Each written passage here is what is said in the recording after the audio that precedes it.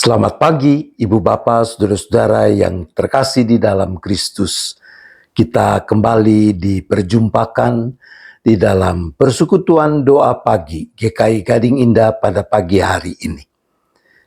Kiranya kasih setia Tuhan yang terus menopang memeliharakan kita, entah kita dalam keadaan yang benar-benar baik atau sebenarnya tidak begitu baik, tetapi tangan kasih-Nya yang terus memeliharakan kita. Mari kita awali persekutuan doa pagi pada saat ini dengan bersama-sama kita memuji Tuhan dari Kidung Jemaat nomor 85. Kusongsong bagaimana. Kita menyanyikannya bersama dengan tim musik dari YKB.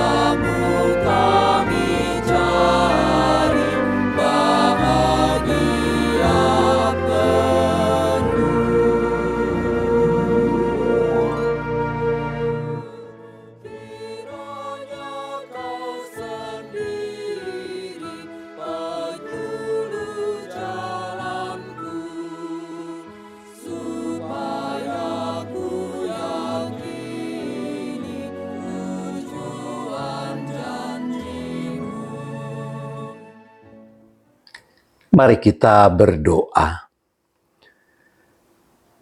Bapa di sorga, kami bersyukur untuk kasih setia dan pemeliharaan-Mu yang nyata dalam kehidupan kami.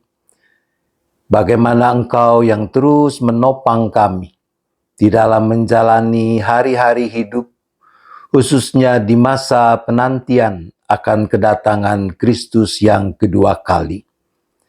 Sebentar kami akan membaca, merenungkan apa yang dipersaksikan oleh Alkitab tentang kebenaran-Mu. Mampukan kami untuk memberi diri kami dipimpin hanya oleh Sang Roh Penolong, Roh Kebenaran, yaitu Roh Kudus yang telah dicurahkan bagi kami di dalam Kristus. Kami memohon hanya di dalam nama Tuhan Yesus Kristus. Amin. Teks Alkitab yang akan bersama-sama kita perhatikan di dalam persekutuan doa saat ini adalah dari kitab Ulangan. Ulangan pasal 10 ayat 17 sampai dengan ayat ke-19. Ulangan pasal 10 ayat 17 sampai dengan ayat 19 yang mempersaksikan demikian. Sebab Tuhan Allah mula, Allah segala Allah, dan Tuhan segala Tuhan, Allah yang besar, kuat dan dahsyat, yang tidak memandang bulu ataupun menerima suap, yang membela hak anak yatim dan janda, dan menunjukkan kasih-Nya kepada orang asing dengan memberikan kepadanya makanan dan minuman. Sebab itu, haruslah kamu menunjukkan kasih-Mu kepada orang asing, sebab kamu pun dahulu adalah orang asing di tanah Mesir. Demikian apa yang sudah kita baca dan dengar dari bagian kesaksian kitab Ulangan ini. Maka berbahagialah setiap orang yang mendengarkan firman Tuhan, yang memelihara dan melakukannya. Bersyukur ada kamu. Demikian tema perenungan kita dalam kesempatan ini. Kalau hari Minggu Anda ke gereja, coba perhatikan, apakah ada kecenderungan pada sebagian orang untuk menemui atau berkumpul bersama orang-orang yang itu-itu juga. Persisnya orang-orang yang punya hubungan dekat dengan mereka, entah itu famili, entah itu sahabat, dan seterusnya. Anda perhatikan itu? Atau bahkan Anda melakukan itu? Salah. No, tidak salah juga sih. Hanya ketika hal seperti itu yang terus dipraktikkan, maka bisa jadi akan ada dampak yang tidak positif dalam kehidupan bergereja. Dampak negatifnya adalah orang-orang baru, simpatisan yang baru mulai bergabung dalam persekutuan jemaat, bisa merasa tidak diperhatikan dan merasa tersisih.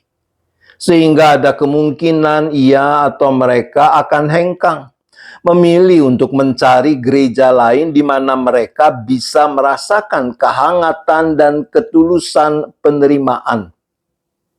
Sebelum masa pandemi, saya berkali-kali mengajak jemaat untuk melakukan hal sederhana ini, yaitu saat menyanyikan dan memberikan salam damai, setiap orang harus mencari orang lain, seseorang yang belum ia kenal, menyalaminya, tersenyum ramah kepadanya. Nah, yang sempat saya pikirkan, hal mencari orang yang belum dikenal dalam kesempatan salam damai, kelak ditindaklanjuti dengan berkenalan lebih jauh dengan orang tersebut, yaitu dalam acara ramah tamah usai kebaktian. Namun kegiatan dan rencana itu terputus dengan datangnya pandemi. Saudara kontributor santapan harian hari ini menceritakan apa yang terjadi di gerejanya. Begini, gereja kami baru-baru ini memutuskan untuk menjadi gereja yang lebih ramah terhadap para simpatisan. Hasilnya, ketika melihat seseorang yang tidak ia kenal, seorang anggota jemaat mengajak orang itu bercakap-cakap dan memperkenalkan orang itu kepada teman-teman yang lain. Anjuran keramah tamahan tersebut mendorong anggota jemaat kami berani membangun relasi dengan orang asing. Padahal biasanya ia hanya ngobrol dengan orang yang ia kenal. Ketika tiba waktunya untuk berpisah, simpatisan itu berkata, Saya datang ke gereja ini dengan perasaan kesepian dan hampa. Saya begitu lega ketika Anda mengajak saya bicara. Anda adalah malaikat saya hari ini. Luar biasa. Anggota jemaat itu membagikan kasih Kristus dengan cara membuat simpatisan itu tidak merasa diri sebagai seorang asing, tetapi merasa dihargai, dikasihi melalui sebuah percakapan sederhana. Keramahan dan praktik kasih kepada orang asing sesungguhnya adalah kebajikan yang sangat ditekankan sebagai sikap umat Tuhan. Dalam kitab Ulangan pasal 10 yang sudah kita baca tadi, umat dipanggil untuk menunjukkan kasih kepada orang asing. Dalam teks itu dijelaskan apa yang menjadi alasan, yaitu karena pertama, Tuhan Allah adalah Allah yang membela hak anak yatim dan janda dan menunjukkan kasih-Nya kepada orang asing dengan memberikan kepadanya makanan dan pakaian. Selaku umat Allah, kita bertanggung jawab untuk mempraktikkan apa yang Allah sendiri lakukan terhadap orang asing, orang yang tidak kita kenal, orang yang tidak termasuk ke dalam keluarga atau persekutuan atau komunitas yang sudah ada, yaitu dengan menunjukkan kasih kepada mereka.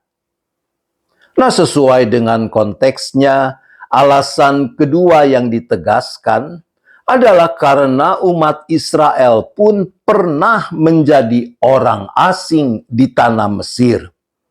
Dengan ini diingatkan, kalian kan pernah mengalami betapa susahnya menjadi orang asing dan betapa keramahan, kebaikan orang lain kepada kalian adalah hal yang sangat berharga. Maka sepatutnya lah kalian mewujudkan kasih kepada orang asing lewat praktik keramahan dan kebaikan kepada mereka. Dalam kitab Imamat pasal 19 ayat 34 dikatakan, orang asing yang tinggal padamu harus sama bagimu seperti orang Israel asli dari antaramu. Kasihilah dia seperti dirimu sendiri, karena kamu juga orang asing dahulu di tanah Mesir. Akulah Tuhan Allahmu. Saudaraku, di dalam Alkitab, wujud nyata kasih kepada orang asing lebih dari sekedar mengajaknya bercakap-cakap, melindungi, memberi makan, pakaian, memberi tumpangan, dan yang sejenisnya.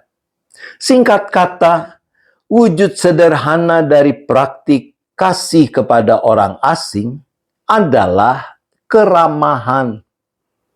Menurut beberapa kamus bahasa Inggris Indonesia, istilah keramahan adalah terjemahan dari kata hospitality. Di dalam berbagai Alkitab Perjanjian Baru, terjemahan bahasa Inggris, kita menemukan 4 ayat yang menggunakan istilah hospitality. Contohnya adalah Ibrani pasal 13 ayat 2. Di dalam versi NIV dikatakan, "Do not forget to show hospitality to strangers. For by so doing, some people have shown hospitality to angels without knowing it." Jangan kamu lupa memberi tumpangan kepada orang asing. Sebab dengan berbuat demikian, beberapa orang dengan tidak diketahuinya telah menjamu malaikat-malaikat. Saudaraku, kata yang dipergunakan, yang diterjemahkan dengan hospitality, dalam bagian-bagian itu adalah kata philoxenos. Gabungan dari 2 kata, philos atau phileo, sahabat atau kasih, dan kata xenos, stranger, orang asing. Jadi philoxenos yang diterjemahkan dengan hospitality dalam bahasa Inggris atau keramahan dalam bahasa Indonesia, dia bicara tentang bagaimana kita memperlakukan orang asing sebagai seorang sahabat. Keramahan sebagai salah satu wujud nyata kepada orang asing adalah ketulusan kita memberi penghargaan dan rasa hormat terhadap kehadiran orang lain itu. Bersikap ramah adalah menyambut, mengakui keberadaan orang lain di sekitar diri kita dan menempatkan mereka sebagai sesama yang setara. Orang yang bersikap ramah akan lebih dulu memperhatikan, memahami, menghargai orang lain tanpa menunggu orang lain melakukannya untuk dirinya. Ketika kita berkomitmen menyambut orang-orang asing yang hadir di tengah komunitas kita dengan keramahan yang tulus, maka sesungguhnya kita sedang membagikan kasih Allah yang kita alami di dalam Kristus, mendemonstrasikan kepada mereka bahwa Tuhan mengasihi dan memperdulikan mereka. Ingatlah, kita pun semula orang asing. Namun di dalam dan melalui pengorbanan Yesus Kristus, kita bukan lagi orang asing dan pendatang, melainkan kawan sewarga dari orang-orang kudus dan anggota-anggota keluarga Allah. Demikian dicatat dalam Efesus 2 ayat 19. Bersediakah kita mempraktikkan kasih kepada orang asing sebagaimana Tuhan Allah mengasihi mereka? Tuhan menolong kita. Amin. Mari kita berdoa. Bapa di sorga, kami bersyukur bahwa di dalam dan melalui pengorbanan Kristus kami tidak lagi menjadi orang asing, tapi kami menjadi anggota keluarga Allah. Maka kami juga mau belajar untuk makin bersungguh membagikan, menyatakan kasih kepada orang-orang asing di sekitar kami. Dengan kerinduan itulah, maka pada saat ini kami juga berdoa bagi mereka yang sedang berada di dalam kesesakan karena berbagai bencana yang terjadi dan menimpa mereka. Entah itu gempa bumi seperti yang terjadi di Cianjur yang penanganannya masih berlangsung sampai sekarang, maupun di tempat-tempat lain, banjir bandang, dan sebagainya. Ya Bapa, kami bersyukur bahwa Engkau menggerakkan pemerintah, lembaga-lembaga sosial kemasyarakatan, termasuk gereja, termasuk juga GKI Gading Indah lewat klinik Gria Kasih Indah turut berperan serta untuk meringankan penderitaan mereka yang menjadi korban. Maka biarlah Tuhan semua upaya untuk menolong, untuk memulihkan keadaan orang-orang yang sedang ada dalam kesesakan ini boleh terselenggara dengan sepenuh tanggung jawab. Dan lewat semua itu, mereka yang ada dalam kesesakan boleh mengalami kehadiran dan cinta kasih serta kepedulian Tuhan kepada mereka. Kami juga terus berdoa bagi upaya-upaya yang dilakukan oleh pemerintah yang tentunya harus didukung oleh segenap lapisan masyarakat di dalam mengatasi pandemi yang masih belum kunjung usai dengan segala dampaknya. Khususnya kami berdoa untuk upaya melakukan vaksinasi booster yang kedua kali yang diselenggarakan oleh pemerintah, tapi juga mengikut sertakan berbagai pelayanan kesehatan masyarakat yang ada, termasuk klinik Gria Kasih Indah.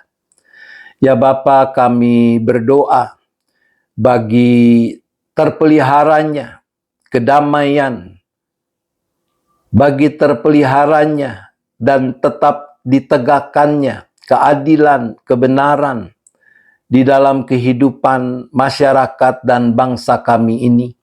Engkau yang memberi hikmat kepada orang-orang yang mendapat kesempatan dan tanggung jawab memimpin bangsa dan negeri ini untuk melakukan apa yang baik dan benar, yang mendatangkan manfaat untuk semua orang, bukan hanya untuk kelompok tertentu saja.